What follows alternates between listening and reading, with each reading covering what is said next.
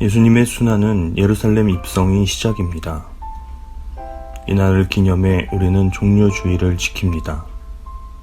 그러나 고난이 예수님을 기다리고 있기에 고난주일로 부르는 것이 더 타당해 보입니다. 예수님은 고난당하기 위해 예루살렘으로 들어가시지만 우리는 달랐습니다. 예수님을 이스라엘을 해방할 왕으로 확신하고 종려나무 가지를 흔들고 겉옷을 바닥에 깔아 환영합니다. 그들이 예루살렘 가까이에 곧 올리브산에 있는 벳바게와 베다니 가까이에 이르렀을 때에 예수께서 제자들을 보내시며 그들에게 말씀하셨다. 너희는 맞은편 마을로 가거라. 거기에 들어가서 보면 아직 아무도 탄 적이 없는 새끼 나귀 한 마리가 매여 있을 것이다. 그것을 풀어서 끌고 오너라. 어느 누가 왜 이러는 거요? 하고 물으면 주님께서 쓰시려고 하십니다. 쓰시고 나면 지체 없이 이리로 돌려보내실 것입니다. 하고 말하여라. 그들은 가서 새끼 나귀가 바깥길 쪽으로 나 있는 문에 매여 있는 것을 보고 그것을 풀었다. 거기에 서 있는 사람들 가운데 몇 사람이 그들에게 물었다. 새끼 나귀를 풀다니 무슨 짓이요? 제자들은 예수께서 일러주신 대로 그들에게 말하였다. 그러자 그들은 가만히 있었다. 제자들이 그 새끼 나귀를 예수께로 끌고 와서 자기들의 겉옷을 그 등에 걸쳐 놓으니 예수께서 그 위에 올라타셨다. 많은 사람이 자기들의 겉옷을 길에다 폈으며 다른 사람들은 들에서 잎 많은 생나무 가지들을 꺾어다가 길에다 깔았다. 그리고 앞에 서서 가는 사람들과 뒤따르는 사람들이 외쳤다. 호산나, 복되시다. 주님의 이름으로 오시는 분. 복되다.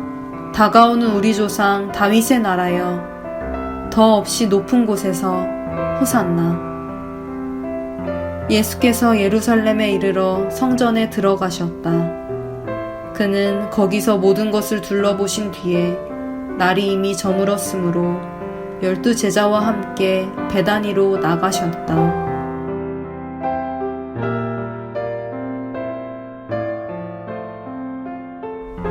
마태복음은 이 사건이 이미 선지자 이사야와 스가랴를 통해 구약성경에 예언된 것임을 알려줍니다. 이것은 예언자를 시켜서 하신 말씀을 이루시려는 것이었다. 시온의 딸에게 말하여라. 보아라, 내 임금이 내게로 오신다. 그는 온유하시어 나귀를 타셨으니 어린 나귀, 곧 멍에 매는 짐승의 새끼다.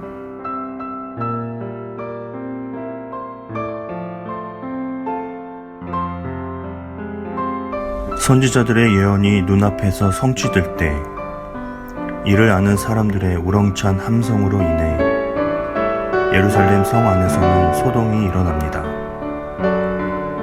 그러나 이 행렬의 주인공인 예수님은 달랐습니다. 그때의 예수님의 마음을 누가복음이 기록했습니다. 예수께서 예루살렘 가까이에 오셔서 그 도성을 보시고 우시었다. 그리고 이렇게 말씀하셨다. 오늘 너도 평화에 이르게 하는 일을 알았더라면 좋을 터인데 그러나 지금 너는 그 일을 보지 못하는구나. 그 날들이 너에게 닥치리니 너의 원수들이 토성을 쌓고 너를 애워싸고 너를 사면에서 죄어들어서 너와 내 안에 있는 내 자녀들을 짓밟고 내 안에 돌 한 개도 다른 돌 위에 얹혀있지 못하게 할 것이다. 이것은 하나님께서 너를 찾아오신 때를 내가 알지 못했기 때문이다.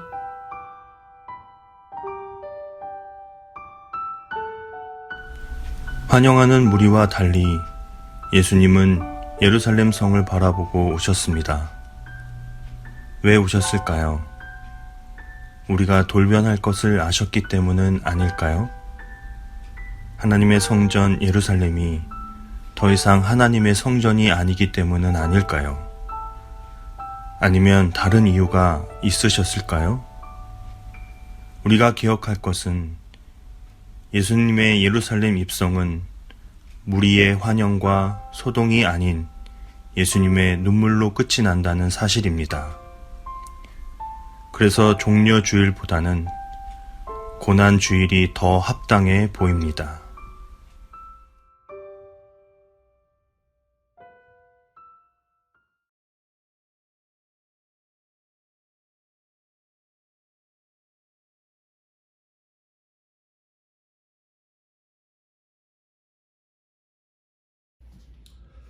오늘은 누가복음 19장 28절부터 48절에 있는 본문을 가지고 당신이 예수님과 함께 하시길이라는 제목의 설교를 드리도록 하겠습니다.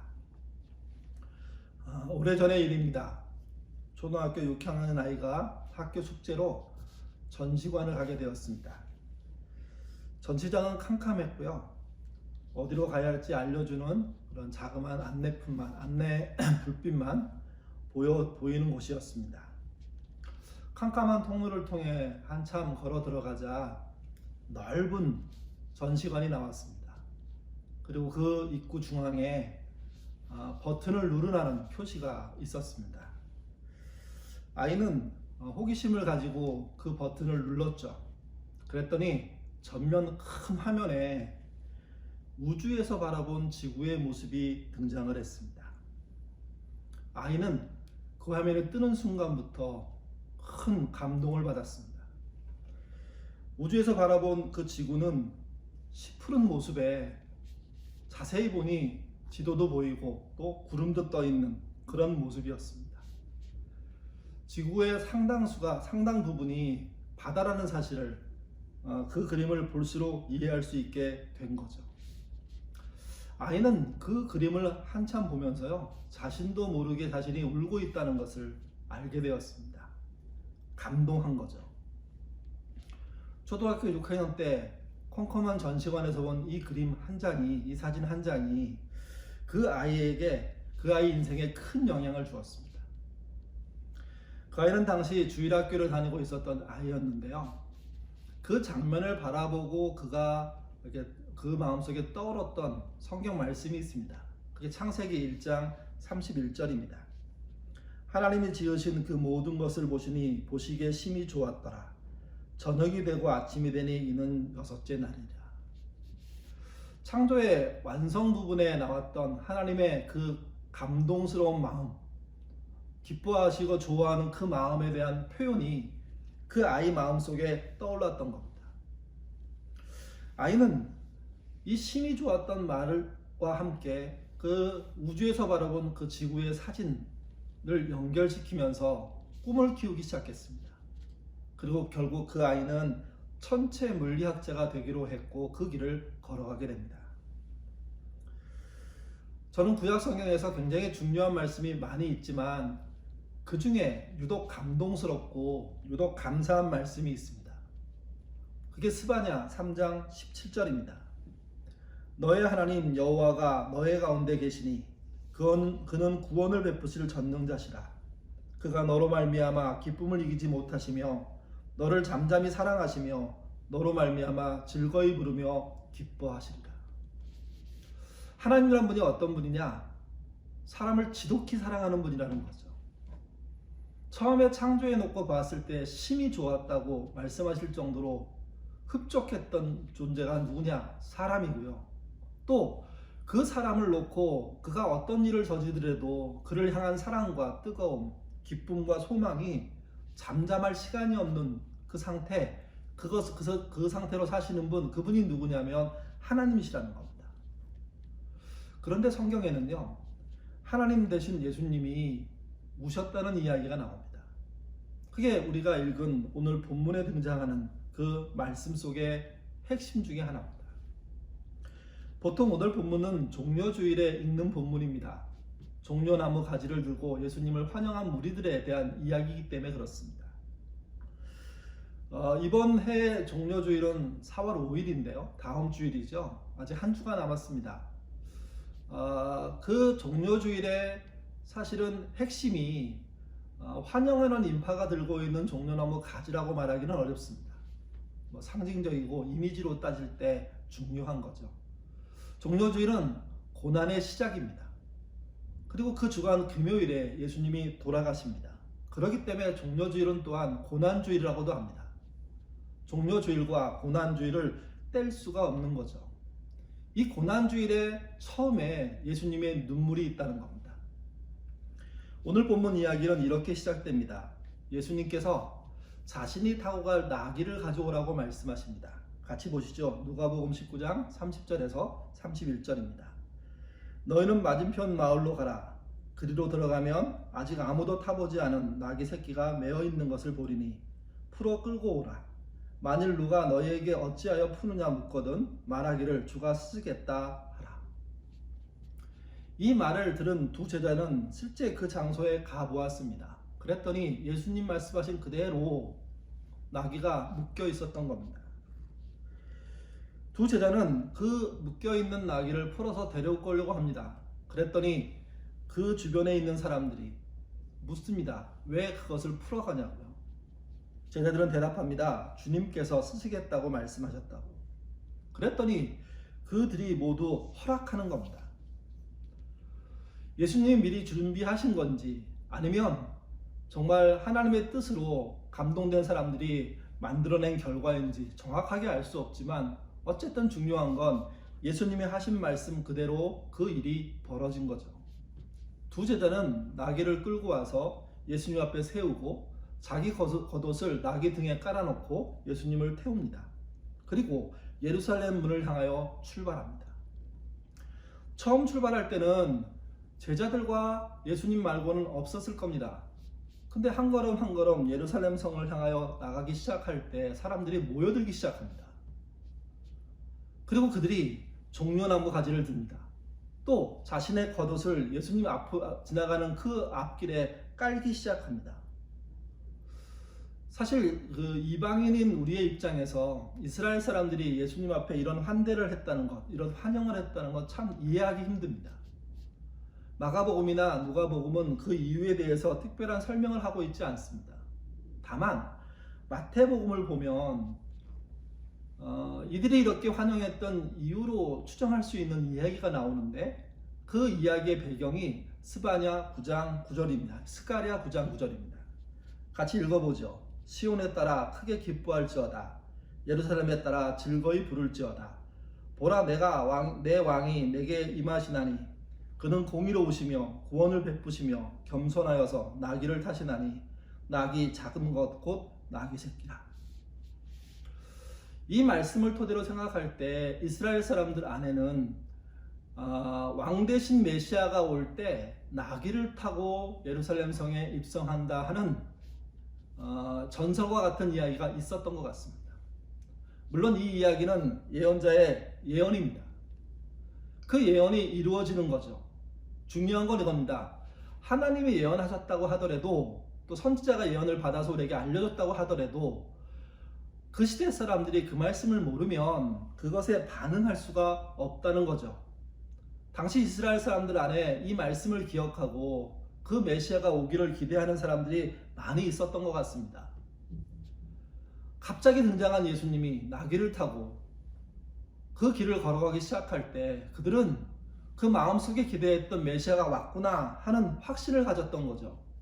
그래서 종려나무 가지를 들고 자기의 겉옷을 깔고 그 어린 나귀를 탄 예수님을 환영하기 시작한 겁니다. 보통 누군가를 추종할 때 그 추종자가 자신들의 기대에 한 바를 해주기를 원합니다.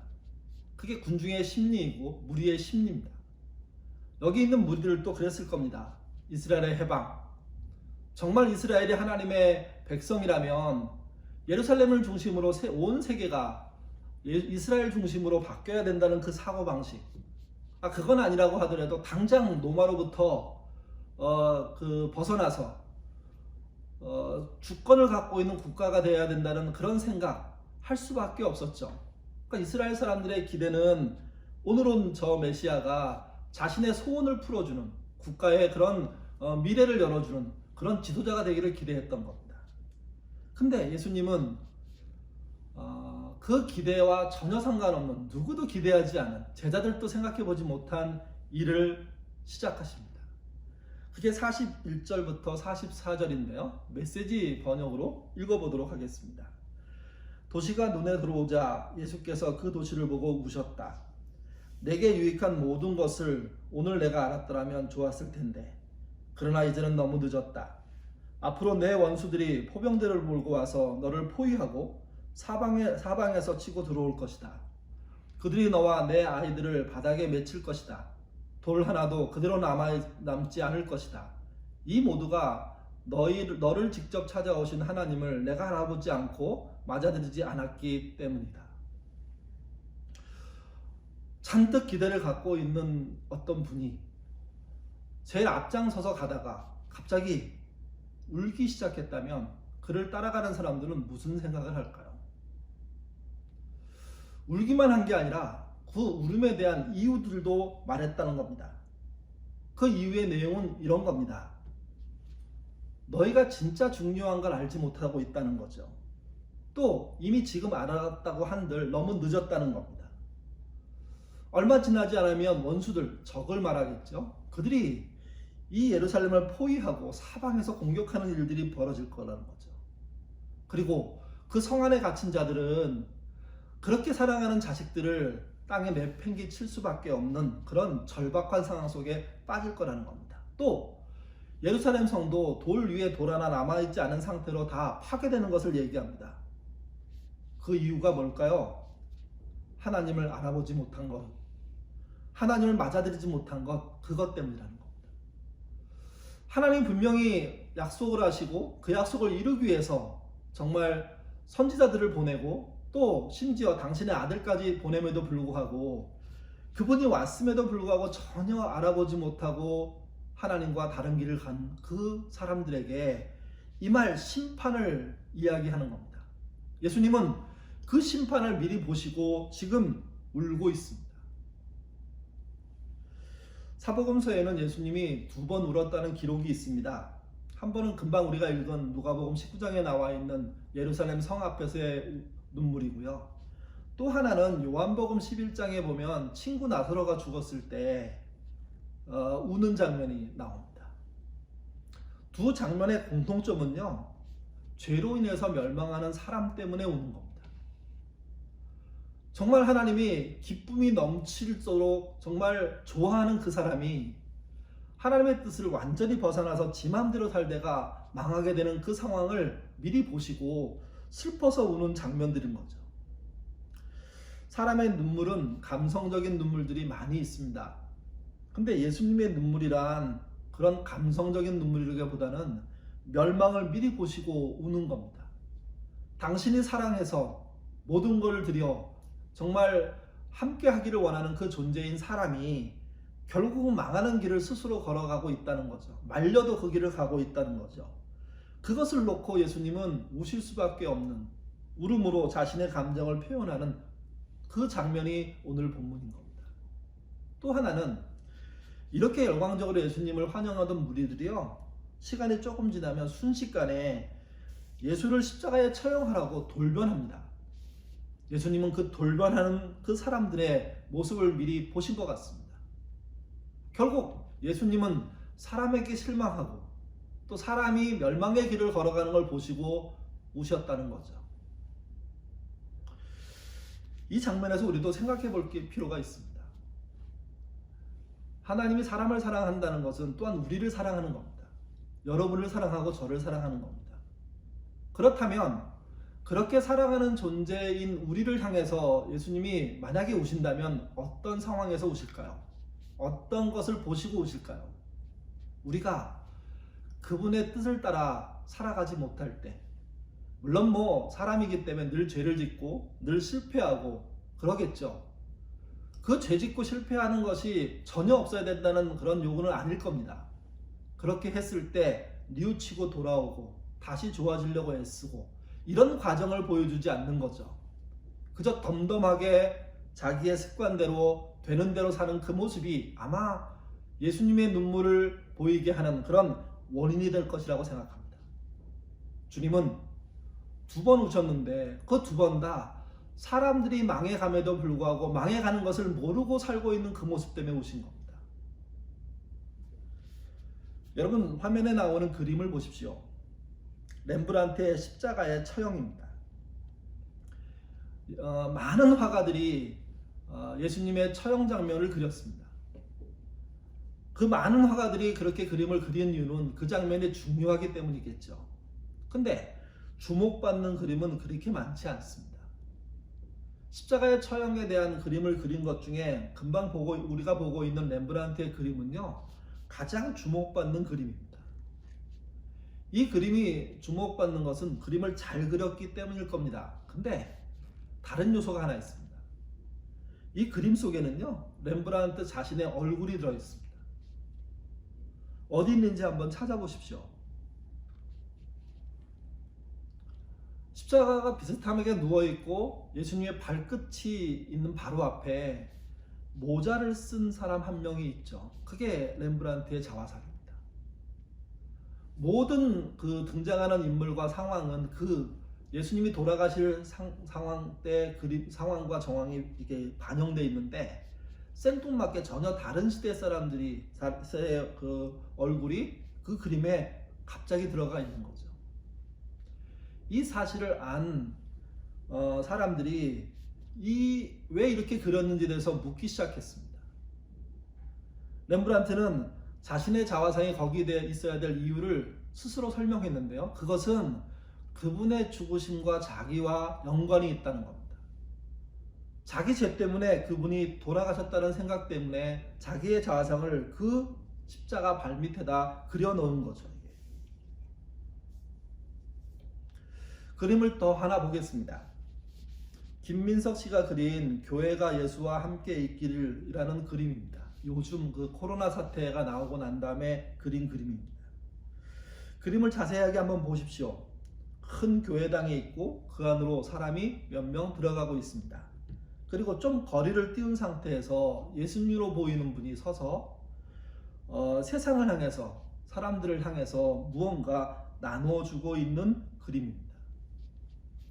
이런 류의 그림은요, 시대마다 많았습니다. 교회 바깥에 계신 예수님, 교회에 못 들어가시는 예수님, 뭐 그런 이야기를 할 때 이와 같은 구도의 그런 그림이 존재했죠.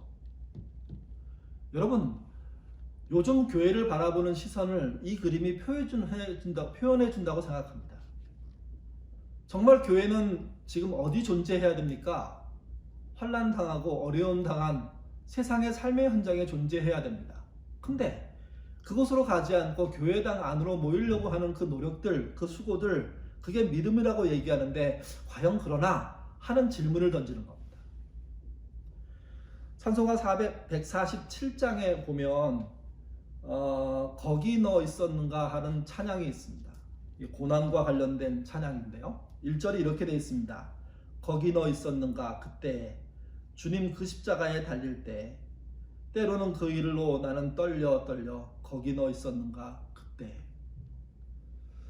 렘브란트가 강조하는 것이나 또 김민석 씨가 강조하는 것이나 공통점이 있습니다. 그분이 계신 곳에 우리가 있었느냐는 겁니다. 여러분, 착각하지 마십시오. 주님은, 하나님은, 성령님은 우리를 떠나지 않으십니다. 우리와 늘 함께 하시는 분이십니다. 우리가 그분과 떨어져 있는 느낌을 갖고 있는 것은 우리의 상황 때문에 그렇고 우리의 감정 때문에 그런 것이지, 하나님은 떠나지 않습니다. 그래서 중요한 건 이겁니다. 하나님이 우리와 함께 하시냐가 아니라 여러분이 하나님과 함께 하고 있느냐는 겁니다. 하나님이 계신 그곳에 나도 있느냐 하는 거죠. 있으려고 애쓰냐 하는 거죠. 그래서 당신이 예수님과 함께 하는 게 중요합니다.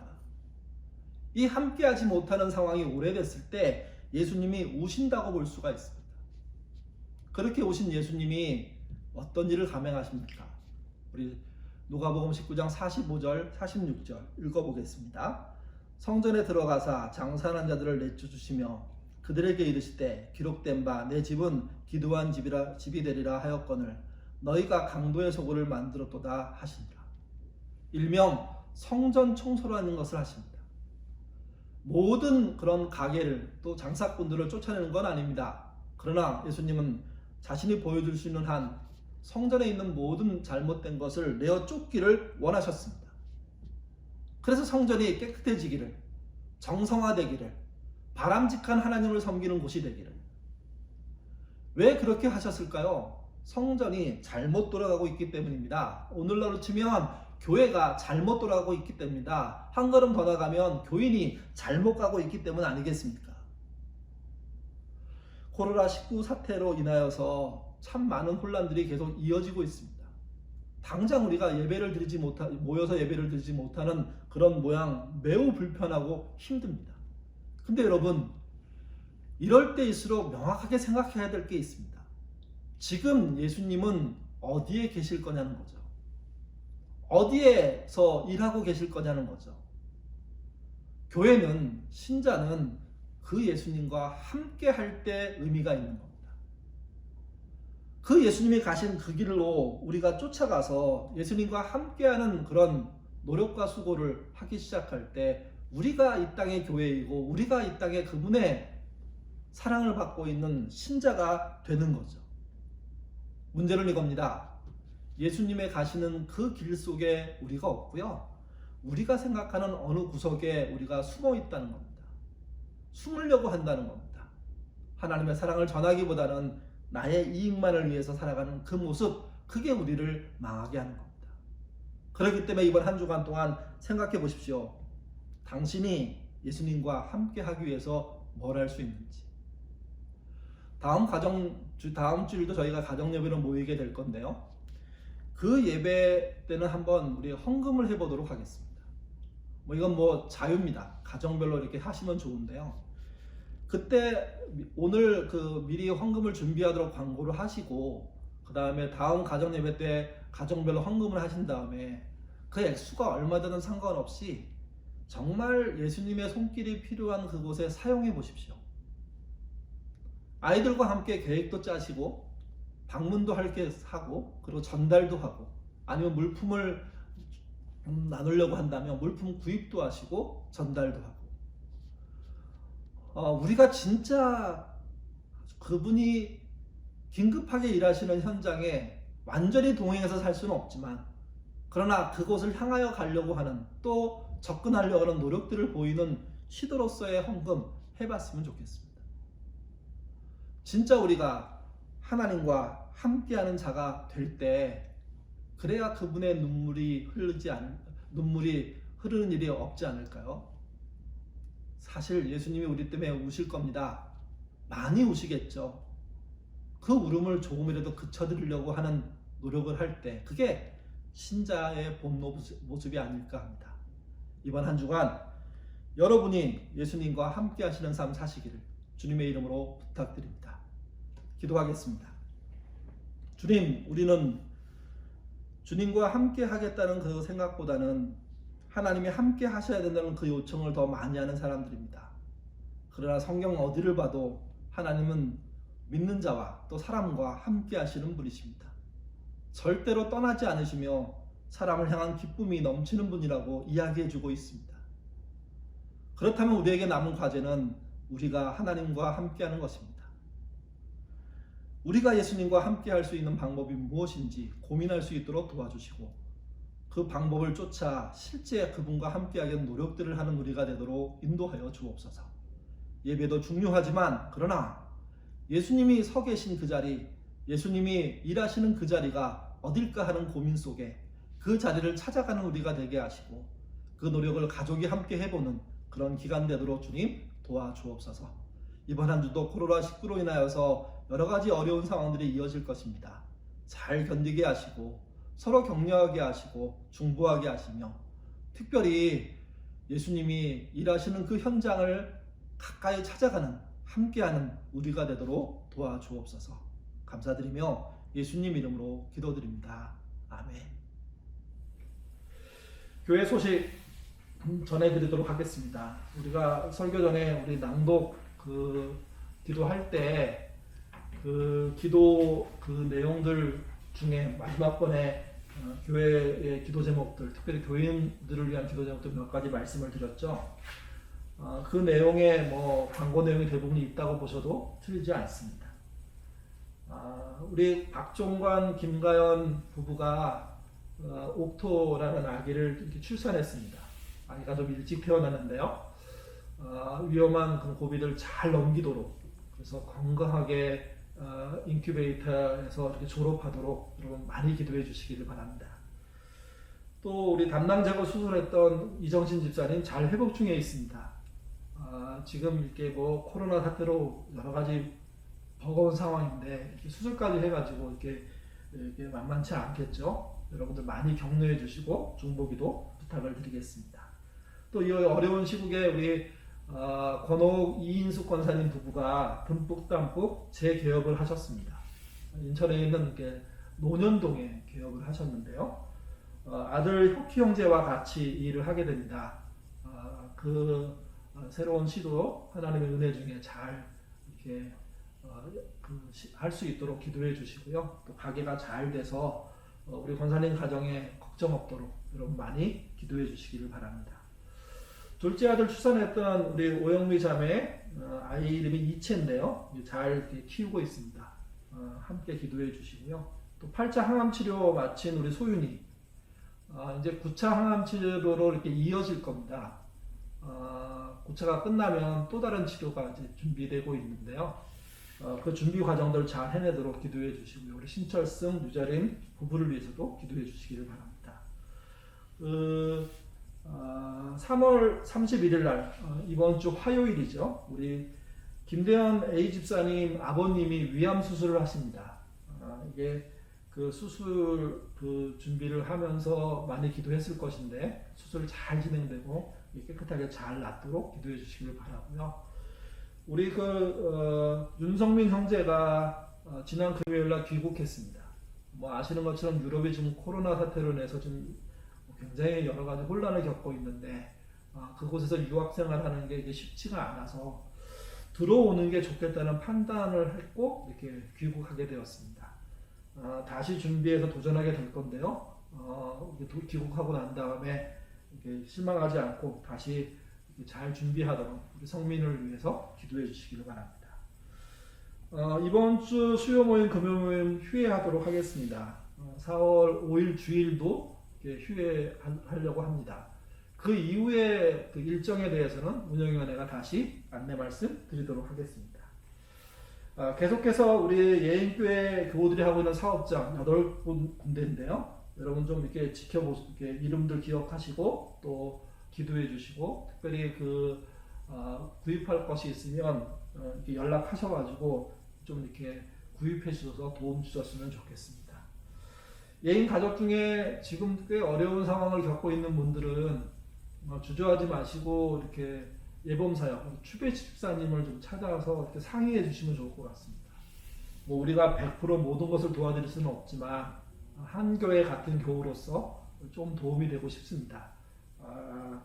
여러 가지 뭐 주저할 만한 그런 이렇게 일들이 있겠지만 교회의 도움을 받을 수 있다는 거 아시고요. 마음 열고 대화해 주시면 저희가 도와드리도록 하겠습니다. 교회 가족들 안부 또는 영상 편지 또는 가정예배 끝나고 난 다음에 가족들의 사진 이렇게 보내주시면요, 저희가 아심역 할 때 교우들과 공유해서 서로 이렇게 나눠보도록 하겠습니다. 보내주시기를 바라고요. 이번 주 아심역은 저희가 글로도 이렇게 보내드리고요. 또 그 글을 쓴 우리 교육자들이 이렇게 영상으로 만든 그런 영상도 같이 보내드리도록 하겠습니다. 월요일날, 수요일날, 금요일날 이렇게 진행이 되고요. 지난 토요일날 그 교회에서 초등부 아이들 18가정 방문해서 조그만 선물 주고 그 다음에 기도하는 시간들을 가졌습니다. 정말 저희가 서로 만나기 어려운 시대인데 서로가 서로를 챙겨줬으면 좋겠고요. 또 그런 일로서 이렇게 초등부 방문을 한 겁니다. 이번 한 주도 건강하게 잘 지내시고요. 또 다음 주에 예배 시간에 뵙도록 하겠고요. 또 아침에 보내드리는 아심역 한 번씩 보시고 또 기도해 주시기를 부탁을 드립니다. 한 주간 건강하게 지내십시오. 다음 주에 뵙겠습니다.